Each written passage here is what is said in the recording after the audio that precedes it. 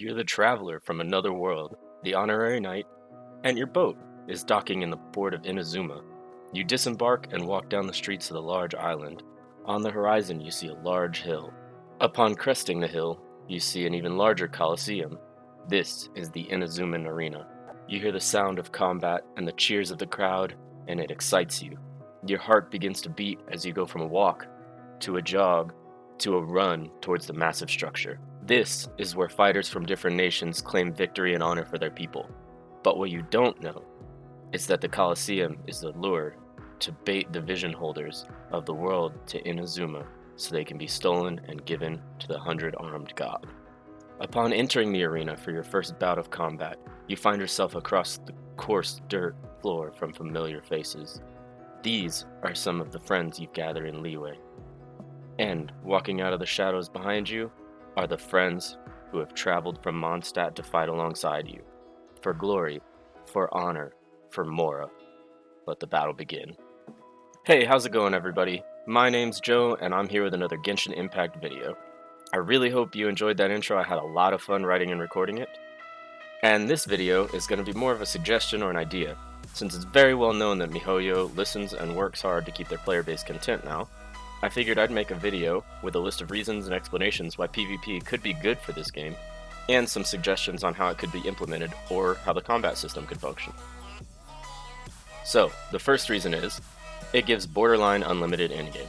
Now, I've never excelled at PvP games, and I've never been top tier, but I do know that when you're struggling and working to compete against other players, it gives you a ton of incentive to grind and min-max your characters and try to put them in the most optimal and powerful position that you can. Second, it gives another way for players to interact. Co-op is kinda toxic right now, unless you're with a premade already, and it's borderline useless considering there's nothing in the game you can't clear alone. Yes, this is marketed as a gacha game, but it's more RPG, and could benefit from some other RPG mechanics. And it would be phenomenal to be able to interact with other players more. And I think a guild raid system would be dope, but I am against guild PvP. Third, it gives us something to do that's not just a time sink and prepping for the possibility that we want the next new character, once we're out of our daily resin. Just this morning, I burned 6 fragiles, 3 condensed, and all my refreshes in about 90 minutes, and that's because I was doing some of the more difficult domains for me. I could have been doing Valley and been done in 20 or 25 minutes. We need something more to do on our day-to-day that doesn't just feel like chores. And then finally, it gives some usefulness to some of those characters that have great utility, tankiness, whatever, but is considered mediocre or mid-tier as a character because they're simply not good for the limited content that we've been given so far. Whether that be slightly lower than cap DPS, or only good in niche situations, and that makes the possibility of running characters that aren't just glass cannons viable.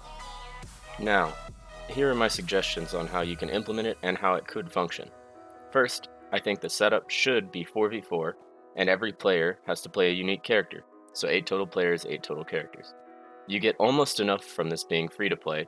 Main character, Kaya, Amber, Lisa, Barbara, Shangling, Noelle, and doing your opening summons on the raid up will probably get you 1, 2, or even 3 more.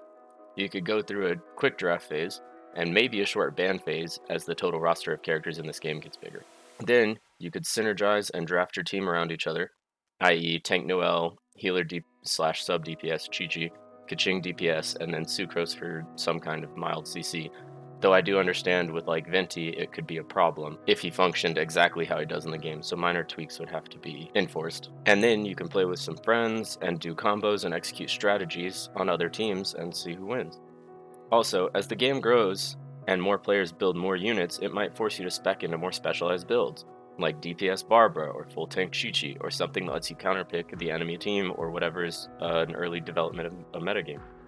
Yes, currently we are early into the game, and not everybody has the resources yet, but to build a 4-team with friends, or matchmake as a healer or tank or DPS could be a cool idea that allows you to do this with friends, only having 1 or 2 units built.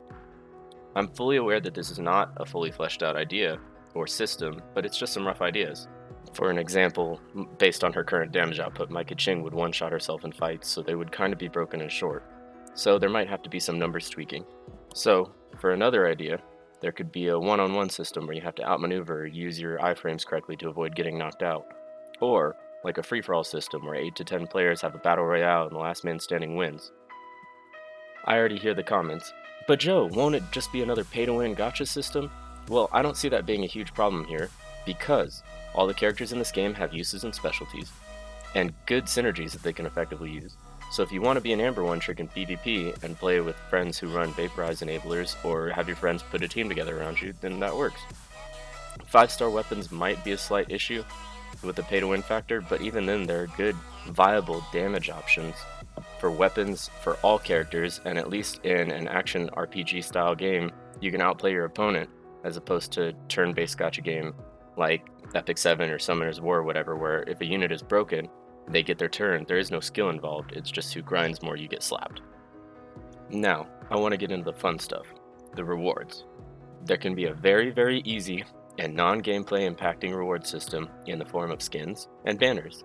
Season 1 banners, Season 1 wings, or like the Wings of April or the Wings of May if you want to do it monthly. And then for the upper echelon of players, maybe character-specific skins for like a 4-star character. And if they don't own that character, they could get that character with the skin. This could also be a good way to represent your guild, given that those are a potential future endeavor by MiHoYo.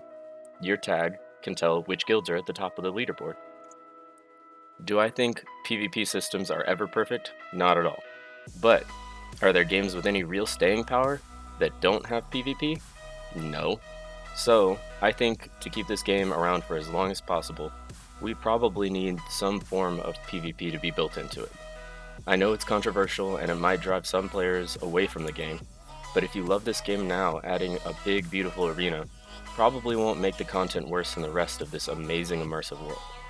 This is my opinion on why and how PvP should or could be added to the game, and if you think it should be too, leave a like. If not, leave a comment, let me know why, give some constructive criticism, some feedback, I'll take anything. If you enjoyed this video, please subscribe. Thanks everyone for watching and have a wonderful day.